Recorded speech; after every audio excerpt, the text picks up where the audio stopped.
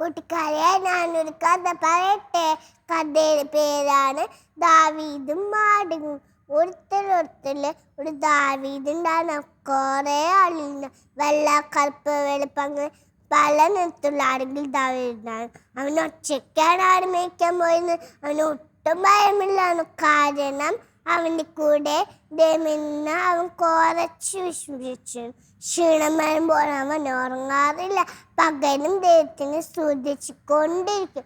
മറ്റേ ദിവസം ദാവീദ് ആട് മേയ്ക്കാൻ പോകുമ്പോൾ ഒരു കുട്ടിക്കാട്ടിൽ സിംഹം ഒളിച്ചിരിക്കുന്നുണ്ടായിരുന്നു. അതറിയാതെ ഒരു പാപമാറ്റം കൊണ്ട് അവിടെ മീനുണ്ടായിരുന്നു. അത് കണ്ട ദാവീദ് വെള്ളാരം കല്ലുകൾ, ഉരുണ്ട വെള്ളാരം കല്ലുകൾ പറക്കിയെടുത്ത് കവണയിൽ ചുറ്റി ഒറ്റ കിടക്കുന്നു. സിംഹം പതോമെന്ന് താഴെ വീണു. അങ്ങനെ ദാവീദ് ആടുകളെല്ലാം രക്ഷിച്ച് ദൈവത്തോട് നന്ദി പറഞ്ഞ് വീട്ടിലേക്ക് പോയി. മറ്റൊരു ദിവസം ദാവീദ് ആട് മേയ്ക്കാൻ പോകുമ്പോൾ ആരാ വന്നത്? കുറെ കഴുകുകൾ പാത്തും പതുങ്ങി ദാവീദ് ആടുകൾ എത്തിക്ക് വന്നു.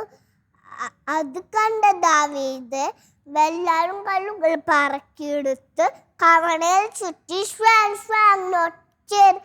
കിടക്കുന്നു. ആ കരടി പതോ നിന്ന് താഴെ വീണു. അങ്ങനെ ദാവീദ് ആടുകളെല്ലാം രക്ഷിച്ച് ദൈവത്തോട് നന്ദി പറഞ്ഞ് വീട്ടിലേക്ക് പോയി. കൂട്ടുകാരെ, ഈ കഥയിൽ എന്താ മനസ്സിലായത്? ദൈവത്തിന്റെ പ്രിയപ്പെട്ട കുഞ്ഞാടുകളല്ലേ നമ്മളെല്ലാവരും.